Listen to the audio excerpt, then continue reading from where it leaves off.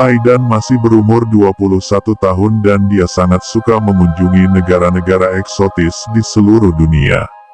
Setelah beberapa saat, dia mulai merasa bosan dengan kota-kota yang biasa dikunjunginya untuk berlibur. Dia menginginkan sebuah perjalanan yang lebih menantang. Dia lalu mengatur rencana untuk mengunjungi Eropa Tengah selama beberapa bulan. Menurutnya ini akan menjadi sebuah liburan yang luar biasa di mana dia bisa berkeliling sesuka hati mengunjungi daerah-daerah terpencil, mendaki gunung dan menemui banyak orang di perjalanannya. Negara tujuan utamanya adalah sebuah negara kecil di perbatasan Eropa Tengah. Saat pesawat yang ditumpanginya mendarat di ibu kota negara tersebut, satu-satunya barang yang dibawanya adalah sebuah tas ransel kecil yang selalu menemaninya kemana-mana. Namun dia tidak ingin berlama-lama berada di tengah keramaian kota itu. Dia sudah tidak sabar ingin segera menjelajahi perbukitan dan lembah di penjuru negeri itu. Dia sudah membayangkan bahwa perjalanannya kali ini akan menjadi sebuah petualangan yang jauh lebih menarik dari sebelumnya. Dia memutuskan untuk menumpang sebuah bus pertama yang dilihatnya tanpa mencari tahu kemana bus itu akan pergi. Karena ini akan terasa seperti sebuah tur misterius apabila dia tidak tahu tujuan bus tersebut. Setiap kali bus itu sampai di halte terakhirnya, dia akan turun dan secara acak menumpangi bus lain tak tahu dan tak peduli kemana dia akan pergi. Beberapa minggu berlalu dan dia mendapati dirinya berada di wilayah-wilayah paling terpencil di negara itu yang jarang dikunjungi oleh para turis. Dia sangat senang bisa mendapatkan kesempatan untuk melihat desa-desa kecil dan mengamati bagaimana orang-orang di pedalaman negara itu menjalani kehidupan mereka. Suatu hari dia sedang berada dalam sebuah bus lagi yang membawanya melewati sebuah wilayah terpencil.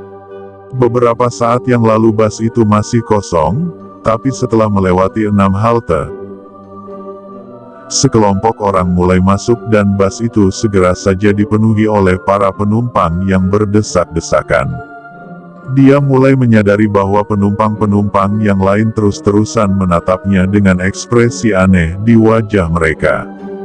Dia juga merasa aneh bahwa mereka memilih untuk tetap berdiri walaupun kursi di sebelahnya masih kosong. Di perhentian bus berikutnya, seorang wanita berwajah cantik naik ke bus. Dia menatap berkeliling dan saat dia melihat Aidan, matanya tiba-tiba membelalak dengan syok. Dia cepat-cepat mengambil posisi duduk di sebelah Aidan yang juga tampak sama terkejutnya. Tiba-tiba wanita itu menyikutnya lalu berbisik, "Kau sadar kau sedang pergi kemana?" "Aku tidak tahu," jawab Aidan sambil tersenyum. "Aku hanya sedang menjelajahi negara ini. Aku menumpangi bus-bus tanpa mengetahui tujuannya. Kalau begitu aku harus memperingatkanmu kalau kau sekarang berada dalam bahaya besar," ucap wanita itu. "Kenapa memangnya?" tanya Aidan. "Halte berikutnya adalah perhentian terakhir bus ini," kata wanita itu. "Di desa kecil yang punya sebuah reputasi mengerikan. Orang-orang di sana adalah kanibal dan mereka suka memangsa para turis yang tersesat." Aidan tidak percaya mendengar kata-katanya. Awalnya dia menyangka bahwa wanita itu pasti sedang bercanda, tapi saat dia menatap wajahnya, dia bisa melihat bahwa wanita itu tidak main-main. "Kau bercanda, kan?" tanya Aidan. "Aku mengatakan yang sebenarnya," balas wanita itu. "Kalau kau pintar, kau akan mendengarkan kata-kataku. Semua orang tahu dengan cerita-cerita mengerikan yang terjadi di desa itu. Dalam bahasa kami, desa itu dijuluki desa kanibal." Kata-kata wanita itu membuatnya terkejut bukan main sampai dia tidak mampu berbicara. "Kalau kau tidak percaya, coba lihat sekelilingmu," lanjutnya.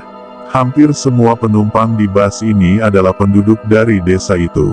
Aidan menatap berkeliling dan menyadari bahwa semua orang sedang menatapnya dengan lapar sambil menjilati bibir mereka. "Saat bus ini berhenti nanti kau akan berada di wilayah mereka," kata wanita itu. Tak akan ada orang yang bisa menyelamatkanmu. Mereka akan segera menyergap dan memakanmu hidup-hidup. Keringat dingin mulai membasahi seluruh tubuh Aidan. Dia bisa melihat tatapan lapar dan haus darah di wajah semua orang. Dia tahu dia harus melarikan diri sebelum bas itu berhenti. Saat itu juga dia menyadari bahwa mereka mulai melaju dengan pelan saat bas itu bergerak naik meniti jalan perbukitan yang curam. Ini kesempatan kita, kata wanita itu. Ayo keluar dari sini. Dia menyambar tangan Aidan dan mereka mulai berlari melewati deretan-deretan kursi sampai ke bagian belakang bas sebelum para penumpang lain menghentikan mereka. Wanita itu menarik gagang pintu darurat lalu melompat turun. Aidan tepat di belakangnya saat mereka melompat keluar. Dia terjatuh di atas jalan tanah dan berguling berusaha untuk bangkit berdiri.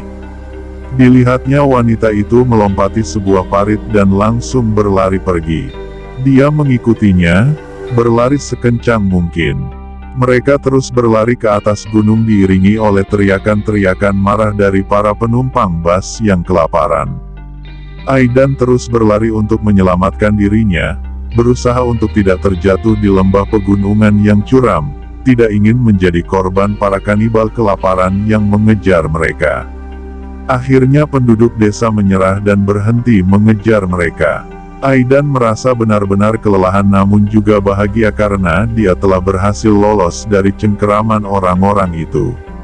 Saat dia berbaring di atas sebuah batu dengan terengah-engah untuk mengambil napas, didengarnya wanita itu tertawa terkekeh-kekeh pelan di sampingnya.